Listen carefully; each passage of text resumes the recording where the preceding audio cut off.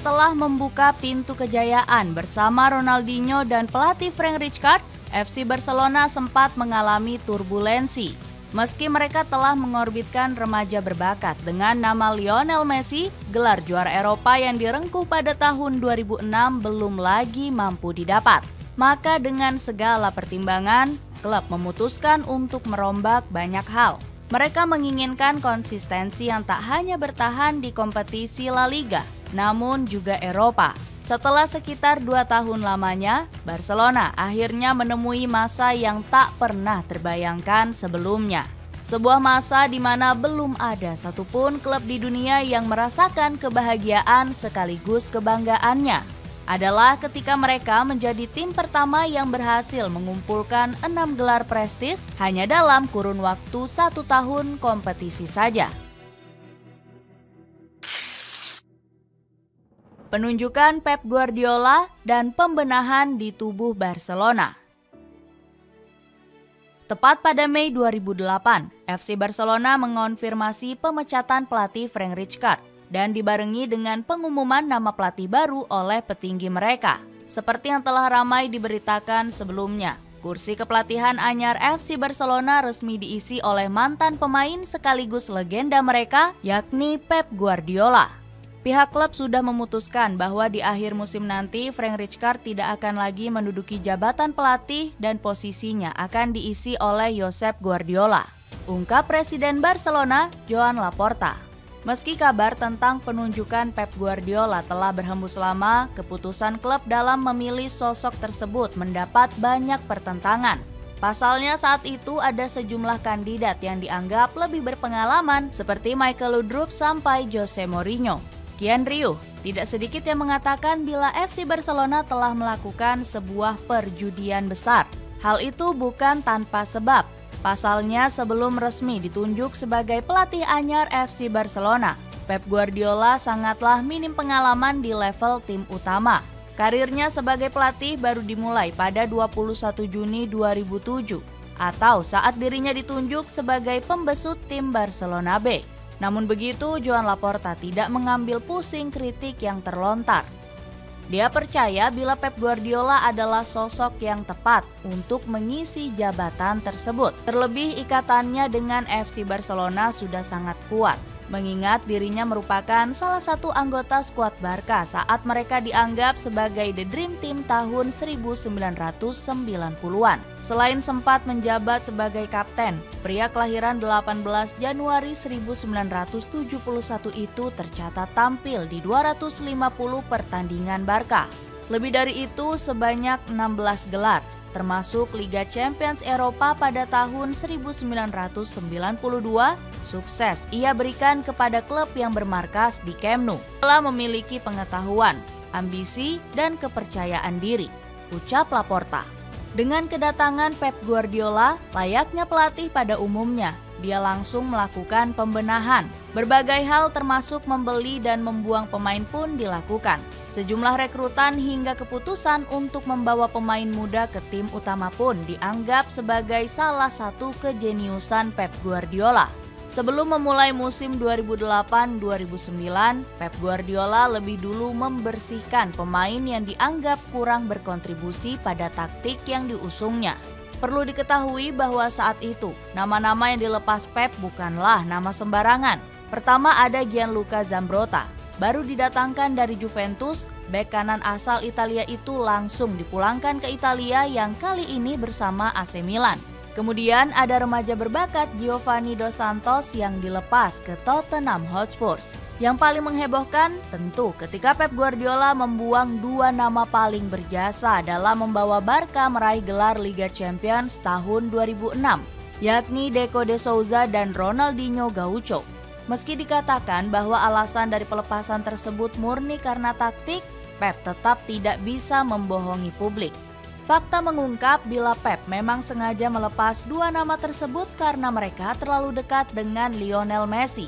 Melihat kebiasaan buruk yang ditunjukkan Deco dan Ronaldinho, Pep tidak mau mengambil resiko. Maka dari itu, demi menjaga kesucian anak emasnya di Barcelona, Pep rela membiarkan pergi Deco dan Ronaldinho yang masing-masing ditransfer ke Chelsea dan AC Milan. Sejatinya, saat itu Pep juga ingin sekaligus melepas Samuel Eto'o. Akan tetapi, niat tersebut urung terjadi usai tidak ditemukan kesepakatan dengan tim peminat. Melepas sejumlah pemain termasuk 2 bintang di dalamnya, tugas Pep selanjutnya adalah mengumpulkan pemain-pemain yang dianggap bisa memberi kontribusi besar. Dalam hal ini, Pep lebih dulu meminta manajemen untuk mendatangkan Seydou Keita dari Sevilla. Belum cukup, dia lantas membawa serta Dani Alves dari tim yang sama. Dengan dana yang nyaris menyentuh angka 50 juta euro, Pep resmi mendatangkan 2 andalan tim rival tersebut. Lalu, Pep memutuskan untuk memulangkan Gerard Pique ke Camp Nou, yang ketika itu tampak kesulitan berkembang di Manchester United. Selain Pique, nama tenar di kompetisi Inggris lainnya yang ikut dibawa adalah Alexander Hall. Bintang Arsenal itu ditebus dengan mahar senilai 11,8 juta euro. Demi mengusung taktik yang akan sangat mengandalkan para gelandang, Pep Guardiola tak lupa untuk memanggil Sergio Busquets yang ketika itu baru berusia 20 tahun dari tim Barcelona B. Meski tidak ada yang mengenal siapa Busquets sebelumnya, permainan pelan namun pasti yang ditunjukkan sang gelandang boleh dibilang sebagai salah satu sihir terbaik yang diorbitkan oleh Pep Guardiola. Kedatangan para pemain tersebut pun melengkapi sejumlah penggawa andalan yang sudah lebih dulu menduduki tim utama, seperti Carlos Puyol, Xavi Hernandez, Andres Iniesta, sampai Lionel Messi. Skema andalan FC Barcelona bersama Pep Guardiola. Bersama Pep Guardiola, FC Barcelona memainkan pola 4-3-3. Meski pada tahun 2011 sang pelatih lebih sering menggunakan pola 3-4-3. Yang pasti, formasi tersebut begitu identik dengan Cruyffian Total Football atau permainan yang kerap diandalkan mantan pemain sekaligus pelatih FC Barcelona, Johan Cruyff. Cruyff membangun katedral. Tugas kami adalah mempertahankannya, Pep Guardiola. Dengan skema tersebut, Victor Valdes begitu nyaman ditempatkan di bawah Mistar. Meski rentan melakukan kesalahan, dia cukup gesit, tenang, dan pandai menguasai bola. Terlebih, tugasnya jadi lebih ringan ketika posisi 2 bek diisi oleh Carlos Puyol dan Gerard Pique. Puyol benar-benar menyalurkan pengalamannya kepada Pique dengan sangat baik. Dia menjadi leader sempurna yang tak hanya tegas kepada Pique, namun juga kepada seluruh tim. Sementara itu, Pique membuka pengalaman baru di Barcelona dengan sangat gemilang. Dia menjadi tandem sempurna Carlos Puyol, dengan keduanya sukses membentuk kemitraan tak terlupakan sepanjang sejarah. Di posisi fullback, Dani Alves yang punya kecepatan dan kekuatan luar biasa sangatlah diandalkan.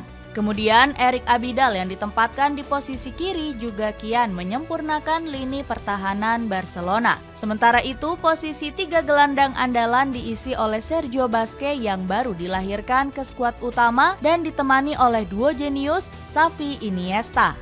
Ketiga pemain tersebut melakukan kombinasi yang pas, sehingga memudahkan para penyerang depan untuk melakukan gempuran.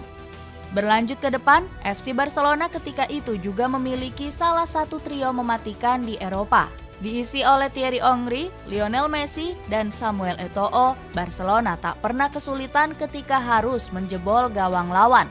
Secara umum, dengan skema 4-3-3, FC Barcelona sangat mengandalkan umpan pendek cepat dan melaju ke depan sesegera mungkin untuk menghancurkan lini pertahanan lawan. Meraih treble winner. Dengan kumpulan skuad mumpuni dan permainan indah nan menawan, trofi Copa del Rey menjadi yang pertama yang masuk ke dalam lemari piala FC Barcelona. Pada musim 2008-2009, tim besutan Pep Guardiola mampu mengandaskan Athletic Bilbao 4-1 di Stadion Mestalla, Valencia. Gol El Barca masing-masing dicetak oleh Yaya Toure, Lionel Messi, Boyan Kriek, dan Xavi Hernandez. Sementara Bilbao hanya mampu melesakkan 1 gol melalui Gaizka Toquero. Selain Copa del Rey, superioritas FC Barcelona juga berlanjut ke kompetisi Eropa. Pada musim 2008-2009 silam, Barca harus melewati hadangan banyak tim besar. Berhasil menjadi jawara grup C. Mereka bertemu dengan Lyon di babak 16 besar. Di leg pertama, Barca sempat ditahan imbang di Prancis. Beruntung, ketika pertandingan kedua digelar di Camp Nou, Lyon sukses dihancurkan dengan skor telak 5-2. Berlanjut ke babak perempat final, lawan mereka kali ini adalah FC Bayern. Dalam 2 pertandingan, FC Barcelona mampu menutup perlawanan tim asal Jerman dengan skor agregat 5-1.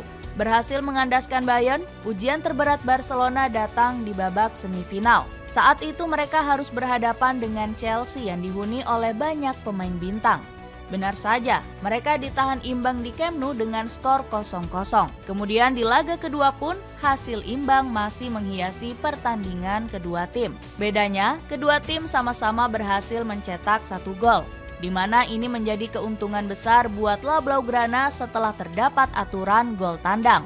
Meski melewati hadangan tersebut dengan sentuhan kontroversi, Barca tetap dinyatakan sebagai pemenang dan lolos ke final melawan Manchester United.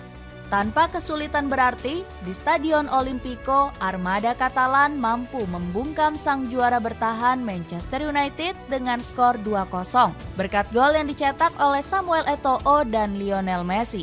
Ketika Copa del Rey dan Liga Champions Eropa sukses ditaklukkan, keraguan terbesar publik terhadap kinerja Pep Guardiola tertuju pada persaingan di kompetisi La Liga. Ya, pada musim 2008-2009 tidak sedikit orang yang meragukan kemampuan Pep dalam meramu taktik. Kekalahan 0-1 atas Numancia pada pertandingan perdana La Liga membuat pria pelontos ini semakin dihujani kritik. Namun kejeniusan Pep Guardiola membuat Barcelona mampu menghancurkan rival abadi mereka, Real Madrid, dalam kemenangan back-to-back di partai El Clasico La Liga. Menang 2-0 di Camp Nou, El Barca berhasil mempermalukan Los Blancos dengan membantai Raul Gonzalez dan kolega dengan skor telak 6-2 di Santiago Bernabeu. Di akhir musim, FC Barcelona pun akhirnya sukses meraih gelar dengan torehan 87 poin dari 38 pertandingan. Mereka nyaman duduk di peringkat pertama, jauh mengungguli Real Madrid di posisi kedua yang hanya memperoleh 78 poin. Jadi tim paling superior dengan raihan sextuple. Menjadi tim dengan raihan 3 gelar dalam satu musim kompetisi saja sudah hebat. FC Barcelona malah belum mau berhenti menjadi juara di kompetisi besar lainnya. Menjadi jawara Liga Champions Eropa jelas membuat Barcelona berkesempatan untuk bertanding di laga UEFA Super Cup dengan lawan Shakhtar Donetsk sebagai pemenang kompetisi Liga Eropa. Kedua tim melaksanakan pertandingan di Stadion Stade Louis II Monaco. Di laga itu, Barcelona menang tipis 1-0 melalui gol tunggal Pedro Rodriguez di menit 115. Pemain yang diangkut dari tim muda Barcelona itu sukses memanfaatkan umpan Lionel Messi untuk membawa Barcelona meraih gelar juara UEFA Super Cup musim 2008-2009. Masih berlanjut, kedikdayaan FC Barcelona juga tak terbendung di pertandingan Piala Super Spanyol. Berhadapan dengan Athletic Bilbao, Barca menang dengan skor agregat 5-1. Pada leg pertama, Los Culés menang dengan skor 2-1. Sementara di leg kedua, mereka menang dengan skor 3-0. Satu lagi yang menjadikan Barca sebagai tim paling istimewa ketika itu adalah saat gelar FIFA Club World Cup mampu masuk ke lemari piala. Ya, gelar juara FIFA Club World Cup yang dihelat di Uni Emirat Arab menjadi penutup tahun sempurna Barca. Bertempur di Zayed Sport City, Abu Dhabi, Barca sanggup menumbangkan kampiun Piala Libertadores Estudiantes dengan skor 2-1, sekaligus memastikan diri sebagai tim terbaik di planet bumi. Saat itu, gol kemenangan Barcelona dicetak oleh Pedro Rodriguez dan Lionel Messi, yang masing-masing pada menit ke-89 dan 110. Sebelumnya, Estudiantes sempat unggul terlebih dahulu pada menit ke-37 lewat aksi Mauro Boselli. Raihan tersebut benar-benar memberi kebahagiaan kepada para penggemar. Bahkan tak sedikit penggemar sepak bola yang mengakui kualitas FC Barcelona sebagai tim paling superior ketika itu. Khusus buat Pep Guardiola, dia yang saat itu masih berusia 38 tahun benar-benar menjadi sebuah fenomena. Kehadirannya dikenal sebagai kejeniusan seorang pelatih muda yang telah mengubah sejarah sepak bola. Dengan raihan prestasi itu pula, lengkap sudah kebahagiaan FC Barcelona. Mereka menjadi tim pertama yang meraih 6 gelar dalam satu musim kompetisi sebelum disamai oleh FC Bayern sekitar 1 dekade berikutnya.